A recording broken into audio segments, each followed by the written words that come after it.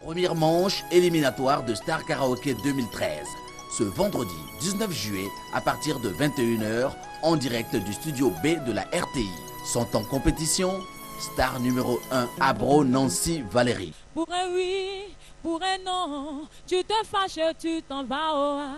Pour un oui, pour un non, tu te fâches, tu t'en vas au A. Star numéro 2 Angua Conan Jean-Emmanuel. Que mostra-me esse caminho longe, que mostra-me esse caminho longe, esse caminho passa também. Star numéro 3 Koyate Aurélia Mélissa Anne Colombe. E canhremua,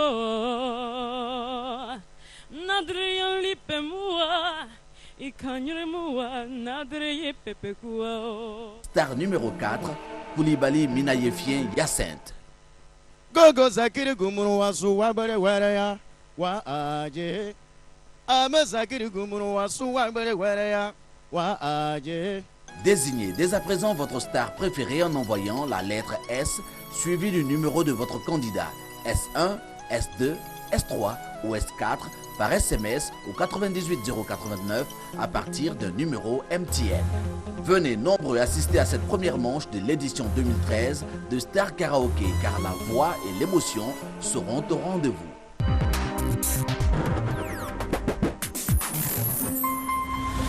Mais moi, tu m'as entendu parler? Moi, depuis là, tu m'as entendu parler? Mais pourquoi tu parles? Tu m'as entendu dire quelque chose, Pourquoi moi? tu parles pas? Mais c'est tu ça là! pour dire quoi? Pourquoi? Mais attends, pourquoi tu parles pas? Cette bouche elle ne parle plus. Je t'ai fait quoi? Pourquoi tu ne parles plus? Y'a quoi? Tu ne vois plus clair? Tu n'as rien vu? Il est là, c'est Ricky. Mais vous, c'est qui? Je suis sa cousine. Mais... Ma famille, votre série ivoirienne à voir du lundi au vendredi à 11 h sur RTI 1.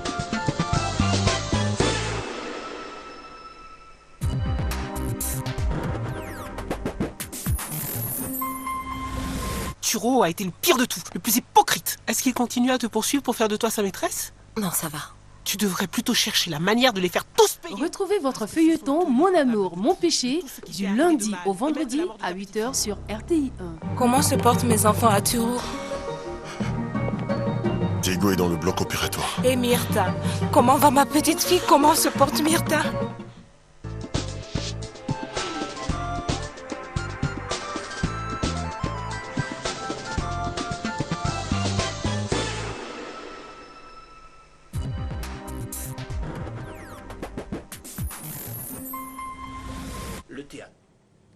Voilà, retour sur ce plateau. On a eu droit au JT de Fatou Fofana et entre-temps, notre ami Brice Delagneau nous a rejoint sur ce plateau. Bonjour Brice. Bonjour M. Babakouli. Alors Brice Delagneau est consultant en développement durable. Avant de parler de notre sujet du jour, comment est-ce qu'on se sent? Je vous pose la question directement. Comment est-ce qu'on se sent quand on voit des images d'élus traitant une ministre de la République d'ourang-outan? Comment est-ce qu'on se sent? Ben, vous savez, lorsque vous entendez des choses pareilles, d'abord, vous posez des questions, de savoir sur quelle planète sommes-nous. Ça, c'est d'abord la première réaction que j'ai eue quand j'ai écouté l'élément. Et puis ensuite, on s'est dit, ben, il faut peut-être chercher à comprendre pourquoi est-ce que cette personne-là avance de tels propos et n'est pas tout de suite déjà se positionner par rapport à un quelconque élément de réponse. On parle de dérive raciste. Oui, je le sais. Vous savez, aujourd'hui, c'est un peu ce à quoi nous assistons de plus en plus. Donc, je pense quand même que des dispositions sont quand même prises pour que ces genres de choses n'arrivent pas. Parce que vous avez remarqué, lorsqu'il a tenu les propos automatiquement, ça a été relayé par les réseaux sociaux. Bien sûr. Ça veut dire que nous sommes instruits de plus en plus et nous avons nos droits et nous devons les revendiquer. Je pense aussi qu'il faut éviter par moment, quand on est à un certain niveau de responsabilité, dire certaines choses qui mettent vraiment en mal la cohésion, la réconciliation, etc. C'est cela. Il y a donc ce monsieur qui disait que l'Italie se positionne de plus en plus comme étant un pays raciste. On ne va pas ouvrir le débat, oui. Mais ce n'est pas la première. Sur l'ère de jeu footballistique, On a eu des cas avec Eto, précisément, qui avait été traité de singe à un moment donné. Et lui, pour montrer qu'il était au-dessus de la mêlée, mais il a mimé le singe. Il a mimé le singe après avoir marqué un but. Il y a un problème. Ça veut dire que le monde va assez mal. Oui, je pense et je crois que moi je crois que les gens auront cette capacité-là à aller au-delà de ce qu'on peut imaginer, bien sûr, à être tolérants surtout et puis aussi à savoir pardonner. Bien sûr. Il y a aussi l'espoir. Il y a l'espoir et vous savez, amis téléspectateurs, l'espoir fait vivre quand on voit des acteurs internationaux comme Forest Whitaker s'engager à travers des documentaires, prêter sa voix, prêter son temps, son image pour la recherche de la paix. Eh bien, ça donne à espérer. Il a été donc au Rwanda et il a travaillé pendant 6 ans sur ce documentaire qui est plébiscité aujourd'hui à travers le monde. C'est dire que l'espoir est permis. Et les Rwandais aussi ont fait un grand bond en avant en faveur de la paix, à la recherche de la paix. Et la paix, le développement, c'est une transition aisée, on va dire. La paix et un environnement salubre, ça va ensemble. Avec vous, nous parlons donc de la sauvegarde des aires protégées. C'est quoi aujourd'hui le problème de nos aires? C'est quoi aujourd'hui? Est-ce qu'on peut dire, sans risque de se tromper, que les Africains ont du mal avec les aires? Alors, M. Baba, moi je pense qu'on n'a pas du mal avec les aires. Je pense que c'est un ensemble d'éléments qui... Ça fait mal. Oui, c'est... Oh là là, l'effet Larsen, c'est... Il faut le temps pour vous de régler ça, il faut le faire rapidement parce que nous avons donné rendez-vous à nos téléspectateurs et ils sont là. On va essayer de rattraper cela rapidement. Alors très rapidement, messieurs de la régie son. Voilà. T'es le pire de tout, le plus hypocrite. Est-ce qu'il continue à te poursuivre pour faire de toi sa maîtresse? Non, ça va. Tu devrais plutôt chercher la manière de les faire tous payer. Retrouvez votre feuilleton Mon amour, mon péché du lundi au vendredi à 8h sur RTI 1. Comment se portent mes enfants à Turo? Diego est dans le bloc opératoire. Et Myrtha? Comment va ma petite fille? Comment se porte Myrtha?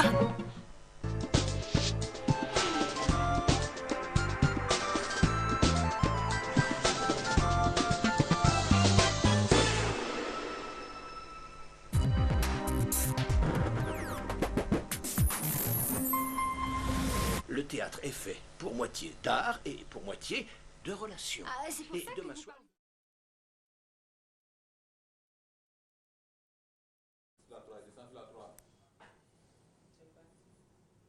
Voilà, nous sommes de nouveau sur le plateau avec Brice Delagneau qui est consultant en développement durable.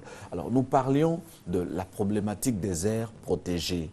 Je disais donc, est-ce que l'homme africain a du mal avec son environnement, a du mal à respecter les aires protégées?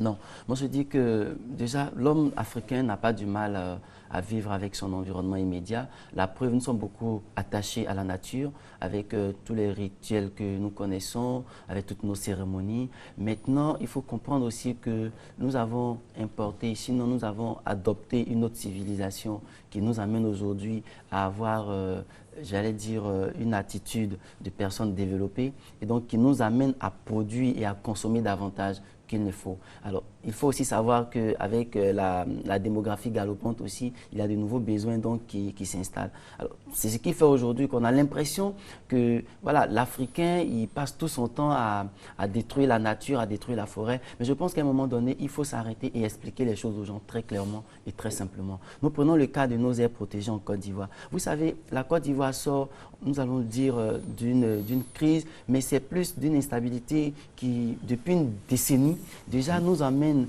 à comprendre qu'il y a un certain nombre de dysfonctionnements au niveau de tout ce qu'il y a comme appareil au niveau de l'État. Et aujourd'hui, il est important pour nous de repartir sur de nouvelles bases. Nous avons la forêt, nous avons la nature, nous avons le biotope à préserver. Mais qu'est-ce qui se passe aujourd'hui? Il se trouve qu'il y a des populations qui ont profité donc de cette période d'instabilité-là pour infiltrer donc toutes ces aires-là. Et aujourd'hui, on leur demande d'en sortir et ça fait comme un tollé et tout le monde s'érige contre cette décision qui leur demande de sortir de ces aires protégées. Mais il faut comprendre qu'aujourd'hui, la Côte d'Ivoire s'est engagée à ratifier un certain nombre de traités. Mais bien avant, nous rappelons un peu, je vais citer la Charte africaine des droits de l'homme et des peuples. Déjà en 1981, déjà dans l'article 24, dit tous les peuples ont droit à un environnement satisfaisant et global propice à leur développement. Ça veut dire quoi? Ça veut dire qu'aujourd'hui, l'État a l'obligation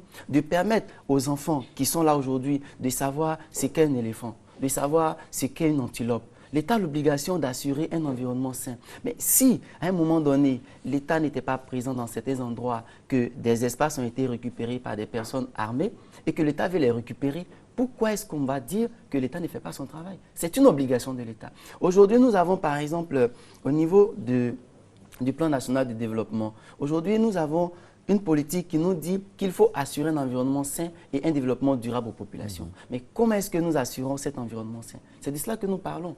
Quand nous regardons toutes nos aires protégées, vous avez des personnes qui entrent dans ces aires. Mais M. Baba, ce que je veux que les gens comprennent, c'est que les gens ont tendance à dire qu'il y a violation des droits de l'homme.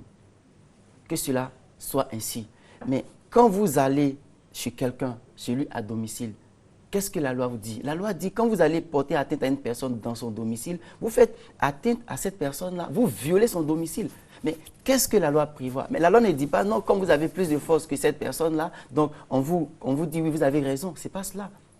Aujourd'hui, nous avons des espaces qui sont délimités par l'État de Côte d'Ivoire, qui a décidé de dire ces espaces-là, nous les appelons parcs, nous les appelons réserves, nous les appelons forêts classées. Ça veut dire que l'interdiction de la chasse, de la pêche et de l'agriculture est de mise dans ces espaces-là. Vous vous levez, vous partez, vous vous installez, vous faites votre culture et à un moment donné, l'État décide de récupérer ces espaces. Vous dites non, vous ne sortez pas parce que si vous sortez, vous ne savez pas où aller. Mais avant de rentrer dans ces espaces-là, est-ce que vous êtes renseigné? C'est cela, il faut mettre fin à cette anarchie, à l'inégalité aussi. Il y a un travail important à faire.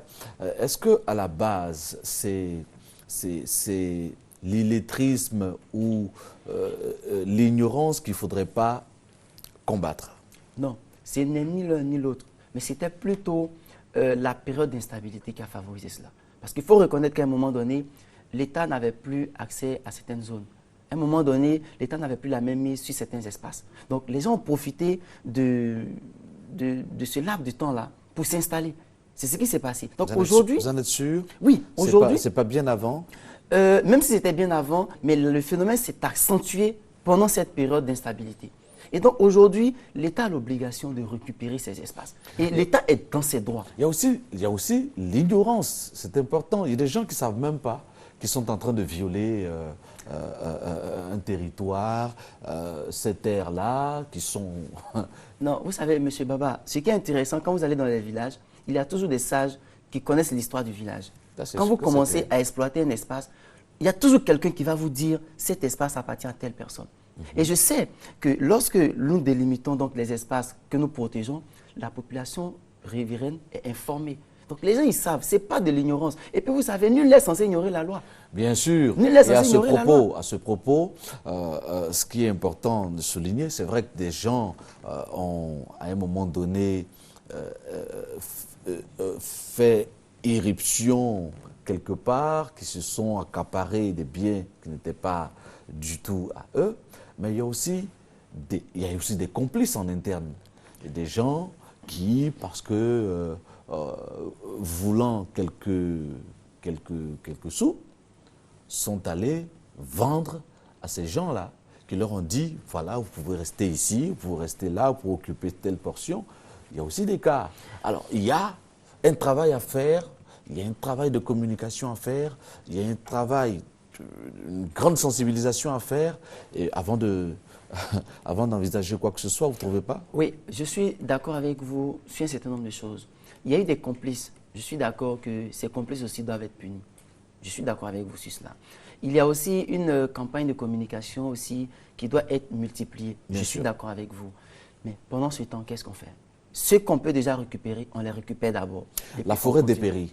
La forêt dépérit. Aujourd'hui, grave. nous disons qu'aujourd'hui, les chiffres qui sont avancés, il s'agit de moins de 3 millions d'hectares. Mais en réalité, c'est encore moins que ça. On est autour de 1 million d'hectares de forêt parce qu'il y a les zones qui sont délimitées et il y a les zones, il y a les espaces qui sont vraiment consacrés à la forêt que nous connaissons. Donc aujourd'hui, nous pensons qu'au-delà de tout ce que chacun va dire, il faut comprendre que nous devons assurer l'éducation à la protection environnementale. Nous devons aider nos enfants à savoir ce que c'est que l'environnement. Nous devons aider nos populations à vivre dans un environnement sain et protégé. Et donc, pour cela, l'État doit prendre ses responsabilités. Et si les responsabilités disent que je dois faire sortir des personnes d'un certain périmètre, il faut le faire. Maintenant, pour ce qui va suivre, je pense que les spécialistes en la matière vont aviser. Mais nous, en tant qu'environnementalistes, nous saluons cette décision. Et nous sommes d'accord avec la manière dont cela se fait. Parce que je pense quand même qu'il y a eu quand même des concertations qui ont été réalisées. Ces organisations ou ces personnes qui disent que oui, il y a violation des droits de l'homme, il y aura crise humanitaire. Moi, souvent, nous avons envie de leur demander, mais quand ces personnes s'installaient, où est-ce qu'elles étaient? Pourquoi elles ne leur ont pas demandé de ne pas s'y installer? Et qu'aujourd'hui, on nous relève tous ces éléments. Je pense quand même qu'il faut comprendre qu'il y a des éléments qu'il faut éviter d'avancer comme argument. Parce qu'à un moment donné, ces éléments ne tiennent pas. Et la forêt qui dépérit, c'est une atteinte à la biodiversité. Ce sont des espèces qui disparaissent. Oui. Et ce n'est pas bon. Absolument. Pour la vie, tout simplement. Et ce que moi je vais aussi dire pour aussi attirer l'attention des populations, mais vous n'imaginez pas tous ces réfugiés climatiques qui sont en train de naître aujourd'hui, toutes ces personnes qui sont obligées de se déplacer parce qu'aujourd'hui les terres s'appauvrissent, parce que la forêt disparaît, parce que le cycle de l'eau n'est plus maîtrisé, parce que la pluviométrie a changé. Mais lorsque nous nous rendons compte qu'il y a toutes ces choses-là, à un moment donné, il faut prendre des responsabilités. Et l'État de Côte d'Ivoire aussi doit rendre compte, parce que l'État aussi signe des traités internationaux.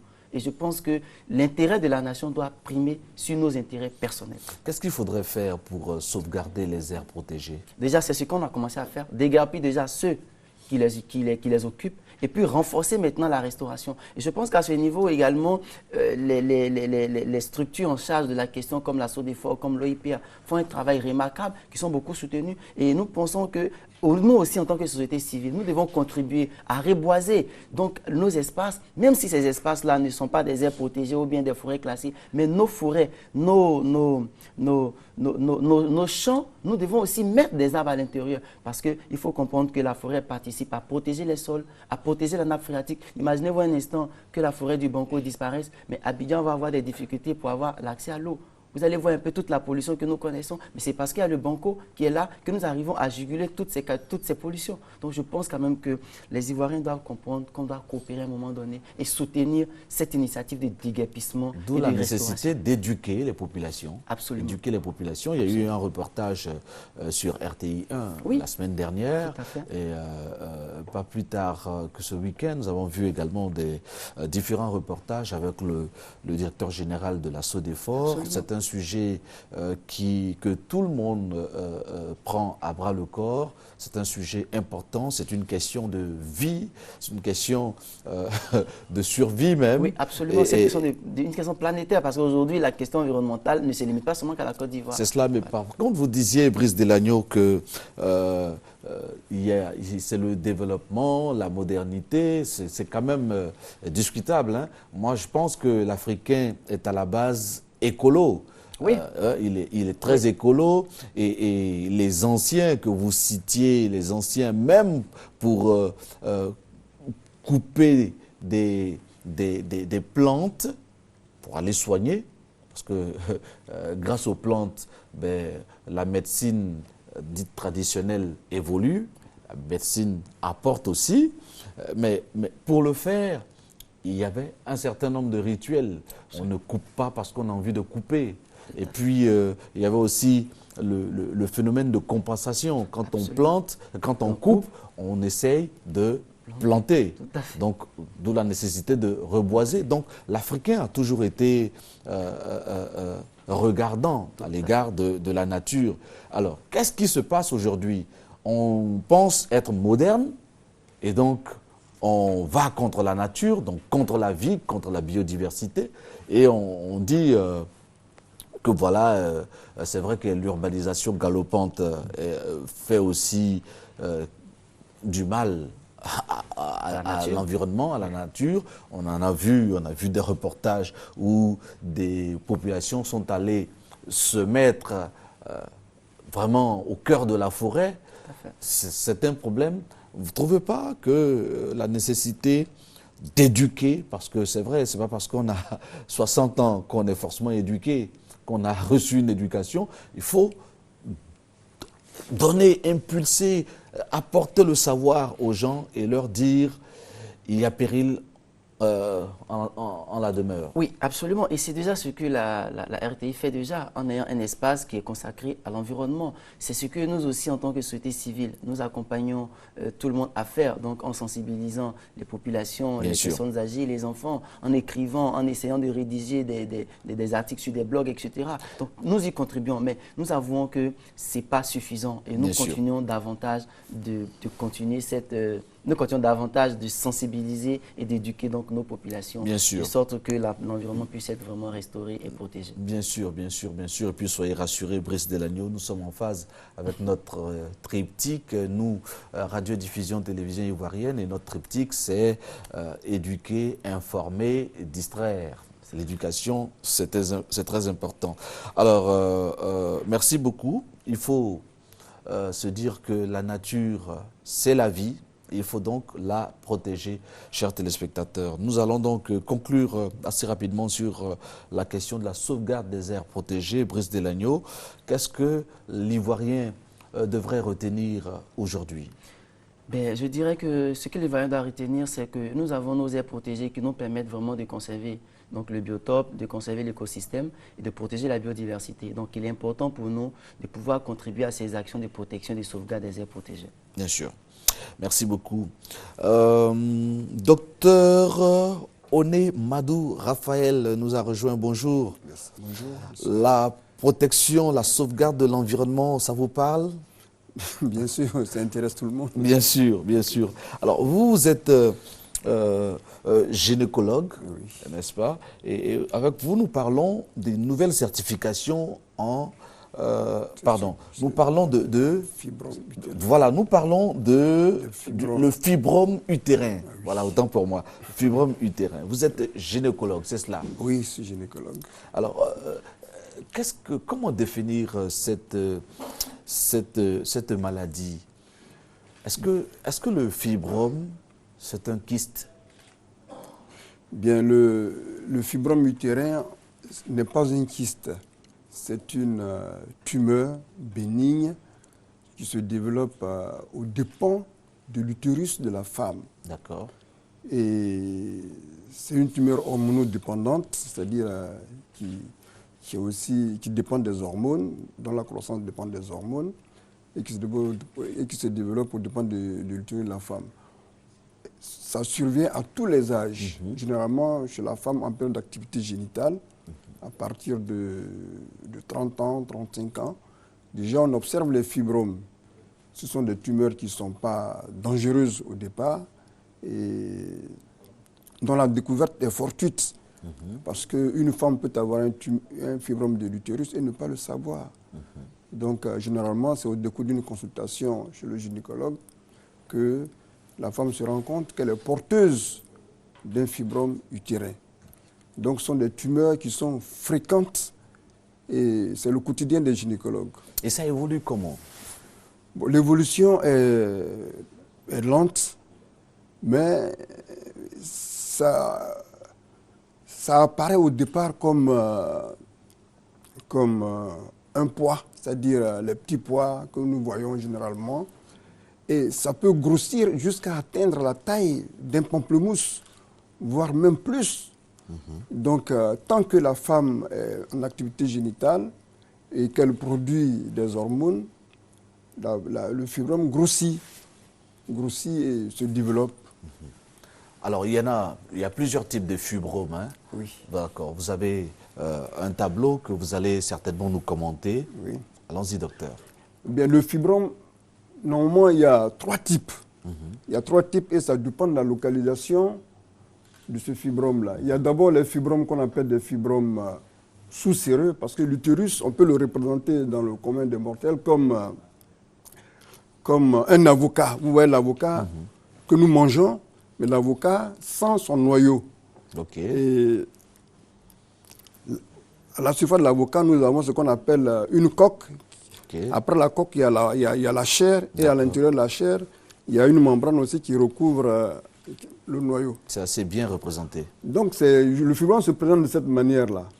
Donc l'utérus se présente de cette manière. Donc nous avons des fibromes qui se développent à l'extérieur de l'utérus, qu'on appelle des fibromes sous-séreux, c'est-à-dire qu'ils sont en dessous de la séreuse. C'est la séreuse, c'est la membrane qui recouvre l'utérus. Et souvent, ces fibromes sont des fibromes qui évoluent dans le domaine, c'est-à-dire à l'intérieur du ventre, et qui peuvent être très volumineux. C'est cela. On les appelle aussi des fibromes sous-séreux. Ils peuvent être pédiculés, c'est-à-dire que reliés à l'utérus par un pédicule. Souvent, on peut avoir une dame qui a un gros fibrome et qui se balade un peu partout dans le ventre. Ce sont des fibromes pédiculés. On a souvent vu des femmes affichant un ventre proéminent, à telle enseigne que l'entourage même pense qu'elle attend un heureux événement. C'est exact. Et après, on découvre que non, c'est un fibrome. C'est exact. À quel stade, généralement, de la maladie, on peut voir cette proéminence? Justement, ces femmes qui ont ce genre de fibrome, c'est surtout les fibromes pédiculés. D'accord. Parce que le pédicule se développe, le fibrome se développe à l'intérieur de la cavité abdominale et donc envahit tout l'abdomen. Envahit tout l'abdomen. On a l'impression que la femme est enceinte alors qu'en fait, elle ne l'est pas. D'accord. C'est le fibrome pédiculé qui fait ça. Et ça a beaucoup de conséquences. Tout à l'heure, nous allons y revenir. Après le fibrome pédiculé, nous avons la deuxième catégorie qui est le fibrome intramural, c'est-à-dire qui se développe dans le muscle de l'utérus. Le muscle de l'utérus, on peut le constater. D'accord. Voilà. Ensuite, il y a une autre. Voilà. Oui, allez-y. Il y a le muscle en plus, la troisième catégorie, ce sont les fibromes qui sont sous-séreux, c'est-à-dire qui se trouvent à l'intérieur, sous-muqueux, qui se trouvent à l'intérieur de la cavité utérine. Là, ce sont les fibromes sous-muqueux. Ils se développent à l'intérieur de la cavité utérine. Et ces fibromes-là sont généralement très dangereux parce qu'ils empêchent le développement de l'enfant lorsque la femme prend une grossesse. Donc, il y a 3 grandes localisations, les sous-séreux, les intramuraux et puis les sous-muqueux. D'accord. C'est grave, hein? Bien, c'est pas grave. Oui, c'est grave. Oui, parce que ça va contre l'enfant qui doit venir. Et qu'est-ce qu'il faut faire? Est-ce qu'il y a des mesures de prévention de cette maladie-là? Bien, en fait, comme mesure de prévention, parce qu'on ne connaît pas l'étiologie, c'est-à-dire on ne connaît pas la cause du fibrome en lui-même. On ne connaît pas la cause. Ça arrive comme ça. Bon, les gens ont décrit. On a parlé de la race noire, on a parlé des facteurs génétiques et tout ça, mais on ne connaît pas la cause exacte du fibrome. Pourquoi est-ce qu'on parle de la race noire? Est-ce que la race noire, les femmes noires sont plus disposées à développer cette maladie? Oui, généralement la femme noire... il y a une prédisposition? Il y a une prédisposition chez la race noire. Ah bon? Parce que, c'est la littérature qui l'a décrit comme ça. Parce que généralement, les femmes africaines sont des femmes qui ne font pas beaucoup de sport, qui sont beaucoup obèses, parce que l'obésité, la prise de la chair, c'est-à-dire la bonne chair, développe souvent... L'obésité favorise... Voilà. Non, l'obésité favorise l'apparition des fibromes à cause de la graisse. Parce que la graisse, elle est généralement... elle amène souvent la production des oestrogènes. D'accord. Ce sont les oestrogènes, c'est une hormone qui alimente le fibrome. Donc dès lors que la femme elle se développe, elle devient obèse, elle développe la graisse, et cette graisse-là développe à son tour des oestrogènes qui font grossir. C'est comme si on avait font grossir les fibromes. D'accord, des racines qui poussaient au mauvais endroit. Voilà.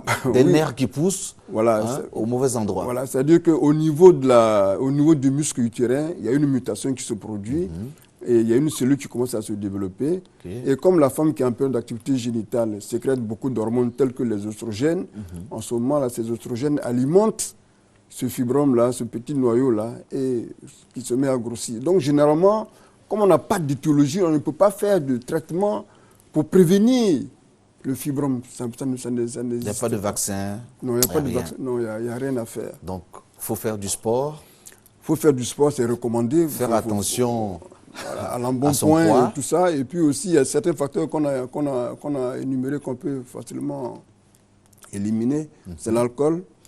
Consommer 2 à 3 verres d'alcool par jour, surtout la bière qui fait grossir également.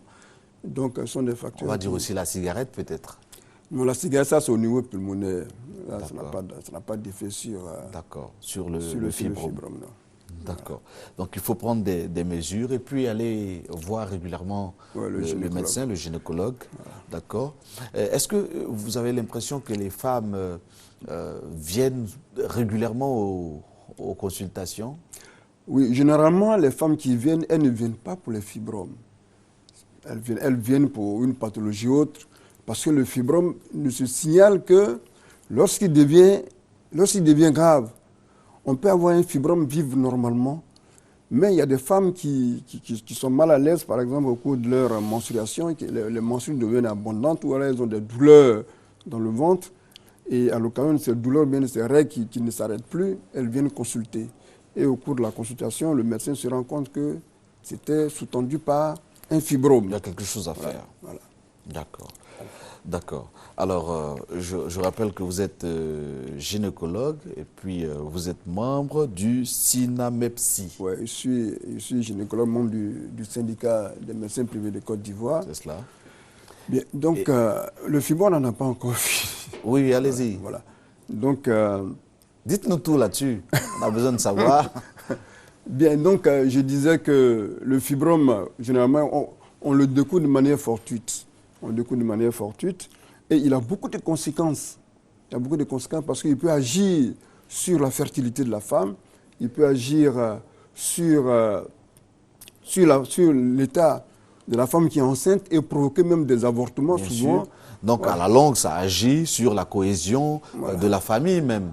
Bien sûr, ça agit sur un enfant qui n'arrive pas et ça crée un certain nombre de malaises et de frustrations. Voilà, une grossesse qui arrive, qui malheureusement ne peut pas se développer parce que le fibrome empêche le développement de l'enfant. Et généralement, comme je vous ai dit tout à l'heure, le fibrome qui est dans la cavité utérine, c'est une tumeur. Et cette tumeur-là, lorsque la femme veut concevoir qu'il y a un embryon dans l'utérus, l'embryon entre en compétition avec la tumeur. Comme la tumeur est plus solide, en ce moment, la tumeur prend le pas sur la grossesse et l'enfant, souvent, on n'arrive pas à l'avoir. Il y a des avortements spontanés. Ouais. Et généralement, ces fibromes-là, si on ne les découvre pas tôt, ils peuvent avoir des conséquences très graves, telles que les fibromes qui se développent dans la cavité abdominale. Il peut y avoir des phénomènes de compression parce que les organes qui sont les organes avoisinants, ça peut être les reins, ça peut être même le rectum, ça peut être un autre organe qui est proche de l'utérus. Et dans le cadre des reins, par exemple, on peut observer ce qu'on appelle une compression au niveau des urétères qui peut entraîner des insuffisances rénales. Ouais, donc le fibrome, il est banal, mais si on n'y prend pas garde très tôt, il peut entraîner vraiment des conséquences très graves. Une insuffisance rénale, c'est-à-dire que le sujet doit être régulièrement dialysé. La dialyse coûte très cher. Voilà. Bon, en plus de cela, il y a aussi les traitements. Vous savez, il y a des femmes qui, généralement, vont chez le praticien pour les traitements. Vous voyez? Et c'est sur ça même que je voulais un peu insister, parce que le fibrome, c'est une tumeur. C'est vrai qu'on en entend beaucoup parler au niveau des praticiens, au niveau de la médecine dite traditionnelle. Il y a potentiellement, je dis bien potentiellement, des grands chirurgiens, des grands praticiens dans ce domaine-là. Donc, des gens qui disent « je soigne les fibromes ». Vous, en tant que spécialiste, en tant que docteur, gynécologue, qu'est-ce que vous nous dites? Bien, je dirais tout simplement que le fibrome, c'est une tumeur. Donc, il faut faire attention. Oui, une tumeur. Ça nécessite une intervention appropriée. Parce que si quelqu'un dit qu'il a un médicament qui donne à boire ou bien à purger et qui fait disparaître le fibrome, je lui dirais que certainement les gens vont lui donner le prix Nobel de la médecine. Oui, ça n'existe pas encore. Le fibrome, c'est une tumeur. On ne peut pas dire qu'on va se purger. Et souvent, au cours de nos consultations, nous constatons des choses qui sont vraiment dommages. Parce qu'il y a des femmes qui donnent, des praticiens qui donnent à des femmes des potions magiques, des potions qui leur demandent de mettre en intrant vaginal. Oui, non, elles introduisent ça dans le vagin. Bon, effectivement, ce sont des produits caustiques. Ça peut faire saigner, mais le fibrome, lui, se développe encore. Hein. Et lorsque ça saigne et qu'il y a cicatrisation plus tard, il y a des femmes qui perdent leur vagin parce que la cavité, le vagin est obstrué. C'est-à-dire que la cicatrisation fait que le vagin est fermé complètement. Et ce sont des femmes qui ne peuvent plus avoir... non seulement procréer, mais avoir des rapports. D'accord. Ouais, parce qu'il n'y a plus de possibilité de pénétration. Et le fibrome, lui, il agit toujours, il est toujours en amont, il continue son évolution. Ouais. Donc, dire qu'on va chez un praticien ou bien chez quelqu'un qui va nous donner une potion magique qu'on va boire bien, avec laquelle on va se purger et qui va faire disparaître le fibrome, c'est archi faux. Ce n'est pas possible. Ouais, ce sont des tumeurs solides. D'accord. Voilà. Qu'est-ce qu'on dit donc à toutes les braves mamans, les braves femmes qui regardent Matin Bonheur aujourd'hui? Qu'est-ce qu'on leur dit concrètement, vous, en tant que médecin? Quels conseils leur donneriez-vous?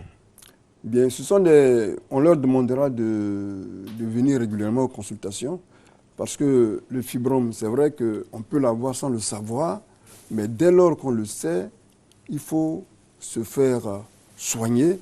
Et une intervention chirurgicale qui est bénigne, hein, on enlève facilement le fibrome et puis la femme continue son activité. Elle peut facilement avoir d'autres enfants. Si l'aventure elle se fait traiter très tôt, elle peut avoir d'autres enfants. Mais si elle ne le sait pas et qu'elle vit comme ça, ça ne l'arrangera pas. Il y a même des femmes qui savent qu'elles ont des fibromes, mais qui ont peur de se faire opérer. Elles ont peur de se faire opérer. Ça aussi, c'est un mal. Parce que si vous avez peur de vous faire opérer, le fibrome ne disparaîtra pas tout seul. D'accord, faut leur dire, il faut les rassurer, voilà. Docteur, allez-y. Voilà, le fibrome ne disparaîtra pas tout seul. Parce que tant qu'on ne l'a pas enlevé, il ne fera qu'évoluer. Donc, dès lors qu'on découvre un fibrome chez vous, enfin, chez une dame, il est mieux que cette femme-là s'approche d'un médecin et qu'elle se fasse opérer le plus rapidement possible. Alors, une maman, une femme a peur. Vous êtes le médecin. Je vous demande de la rassurer. Bien, si vous avez un fibrome, le fibrome, c'est une maladie qui n'est pas dangereuse.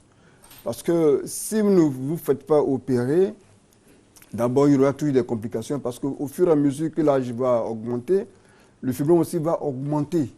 Et à la longue, si vous ne vous l'enlevez pas, en ce moment, il peut devenir très grave.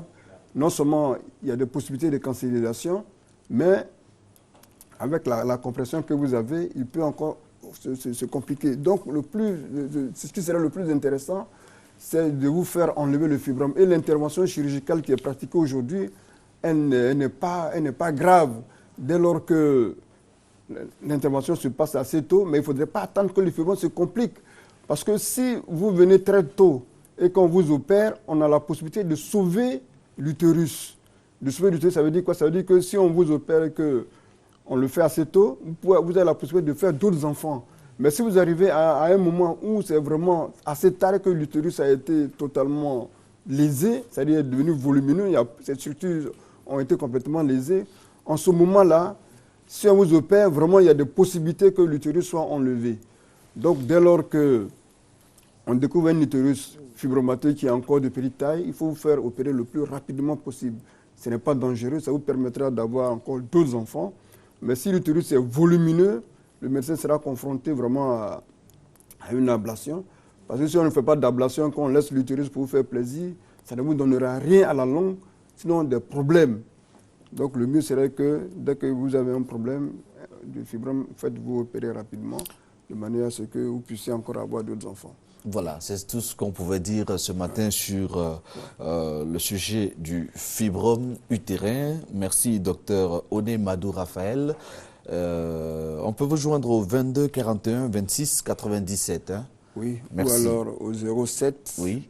02 25 27. Merci beaucoup, docteur Madou Raphaël, d'être venu sur ce plateau. Merci. Okay. Voilà, vous avez également le contact qui s'affiche, qui va s'afficher encore au bas de votre écran. Merci d'être venu, chers téléspectateurs. Bon, d'accord, vous avez hâte de partir. Moi, je vous souhaite une merveilleuse journée, une excellente journée. Merci beaucoup, vous pouvez y aller. Voilà, ne vous en faites pas. Nous allons nous offrir cette capsule relative à la vie en communauté et puis les déboires qu'il faut savoir éviter au quotidien. Voici le robinet de la cour. Je veux que la paix revienne dans mon pays.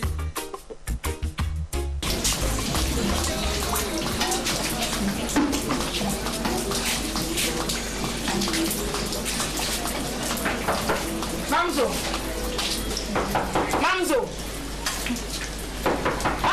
c'est qui? C'est Yomla, donne-moi la clé, j'ai épuisé mon eau. Pardon, quitte devant moi. C'est qui a fait ça? Donne-moi la clé, je vais aller épuiser mon eau. C'est pas l'eau qui coule là. C'est pas l'eau qui coule là. Mamzo, c'est pas l'eau de pluie, je veux. J'ai besoin de l'eau des robinets. Donne-moi la clé, je vais aller épuiser mon eau. Tu as quel problème? Mais donne-moi la clé. Ça va pas chez toi. Mamzo, j'ai dit il n'y a pas de clé pour toi. Mais pourquoi?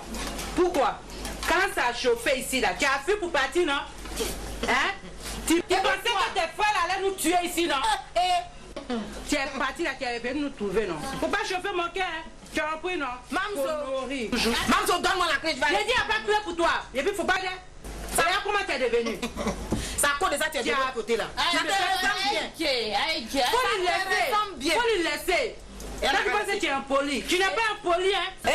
Mamzo, donne-moi la clé, je vais aller épuiser. Mamzo, donne-moi la clé.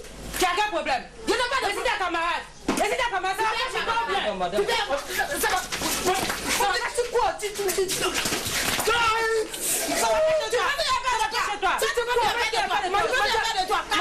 Faut te calmer, c'est quoi? Madame, madame, tu as eu la chance. Toi-même, tu as eu la chance. Calmez-vous, maintenant, c'est quoi même? Vous êtes qui en vous, vous ne comprenez pas même. Quand tu parles là, tu n'attends pas. Madame, mais il y a quoi? Avant de vous séparer, avant, comment tu m'as tapé? Qu'est-ce qui se passe? Faut lui demander.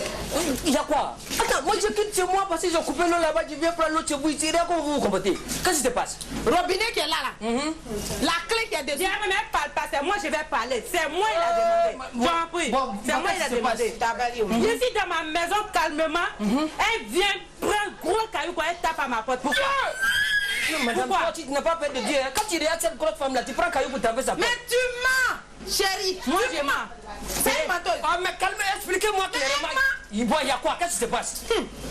La clé du robinet là, c'est elle qui a pris pour garder. Elle a gardé la clé du robinet. Moi, je m'en vais taper sa porte. J'ai dit, Mamzo, donne-moi la clé, je vais aller puiser mon eau. Elle me montre l'eau de pluie. J'ai dit, je n'ai pas besoin d'eau de pluie. Je veux l'eau de robinet. C'est pour ça. Quand tu venais, elle était en train de me frapper, non? Oui, c'est à cause de ça, elle était en train de me frapper. Il n'était pas bien frappé d'abord. Non, madame, pardon. Il n'était pas bien frappé d'abord, impoli là. Parce qu'elle a de l'autre côté, elle n'a pas dit que tu ne respectes pas les gens. C'est ça, c'est ce qu'elle fait. Non, j'ai compris. C'est une histoire de l'autre côté. Voilà. Donc, attends, vous êtes encore dans cette histoire là? Je ne peux pas être de son côté. Tu vas m'écouter. Moi, tu commences à m'énerver. Tu te tais, puis tu m'écoutes. C'est quelle manière ça là? Vous êtes toujours encore dans cette histoire là? Matin, midi, soir, quand on ouvre la télé, on ne parle que de paix. Tu allumes la radio, on ne parle que de paix. Vous êtes bien lui parler. Non, ce que je veux que vous reteniez, moi j'habite l'autre coup. Je suis quitté là-bas pour venir prendre de l'eau ici, n'est-ce pas? S'il n'y a pas de paix, est-ce que moi je peux faire ça?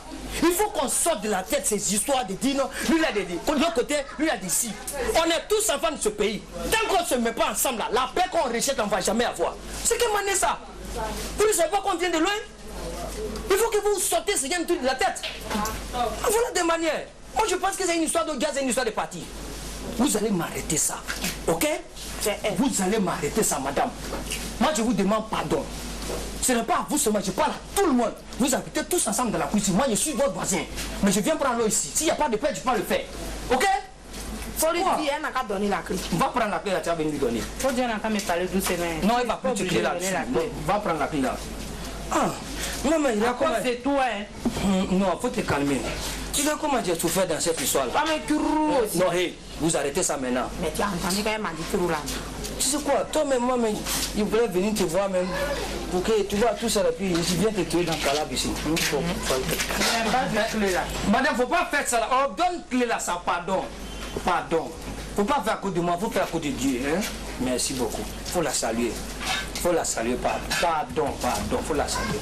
Pardon. Eh, pardon, bien. C'est elle qui est la petite là. Non, pas voilà, toi, faut la saluer. Hein? On n'a qu'à faire la paix. Bien. Voilà, on est tous enfants du même pays là. Vraiment, je suis content de vous. Vraiment, la clé là, il va remplir votre. Ah, tu as vu? Faut remplir les dés. Moi, mais j'ai coupé l'autre chez nous là-bas. Faut remplir les dés. Voilà, tu peux remplir les dés. Hein? C'est plein. C'est ça. C'est fini. Voilà, c'est fini maintenant. C'est normal, j'en savais. Voilà. Il y a pas de fini. Tu as préparé ça que j'aime là. Quelle sauce? Non, c'est pas graine là. Voisin. Donc, attends. Voilà. Ça là, elle est gentille. Des fois, elle me frappe pour ne rien. Elle est gentille d'être bien. Elle ne pas taper là. Non, vous les elle a pas été. C'est elle qui a commencé. Moi, elle ne fait pas parler. Si tu ne voulais pas me tuer, des fois, c'est comme ça. C'est rempli. Ah, d'accord, c'est bon.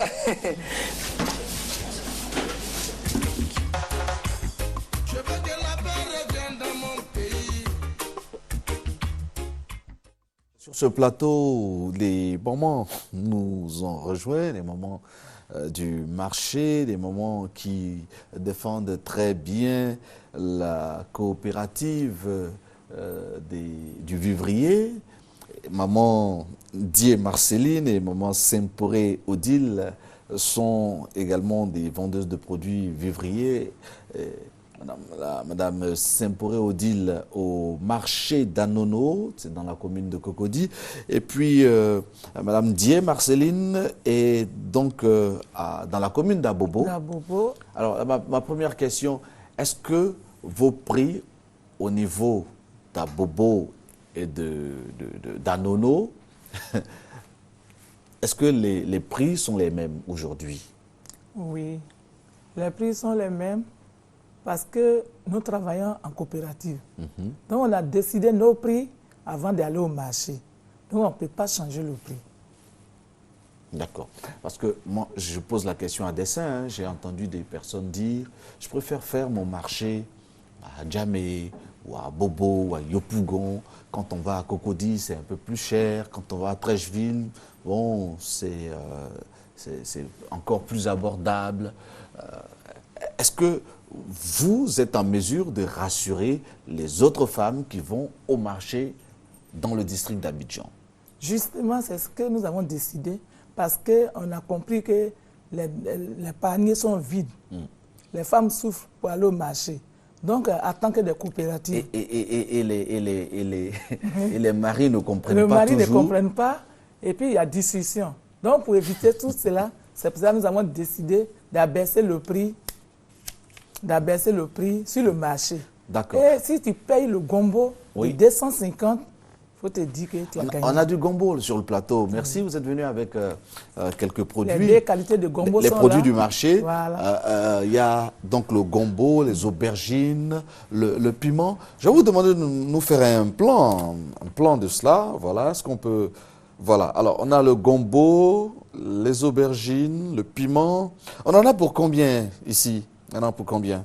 Bon, ce qui est là, oui. Il y a 5 qualités de produits qui est là.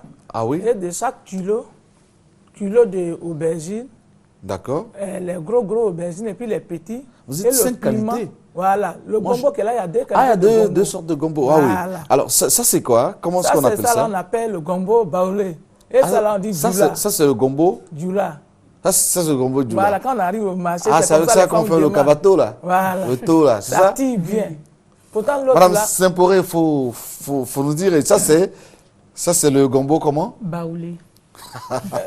Ce sont les deux qui mangent le gombo ici? Non, c'est le nom, on a donné. Parce qu'ils jettent dans la sauce. D'accord, c'est bon. D'accord. Il y a deux types d'aubergines aussi. Oui. Ça, c'est l'aubergine. Voilà, l'aubergine, c'est ceux qui n'aiment pas tellement ce qui est amer. Pourtant, les petits là, vraiment, ça soigne le palu. Ah, ça? Voilà. Ça soigne. Ça soigne bien le palu. D'accord. Est-ce qu'il y a des appellations, différentes appellations, Odile?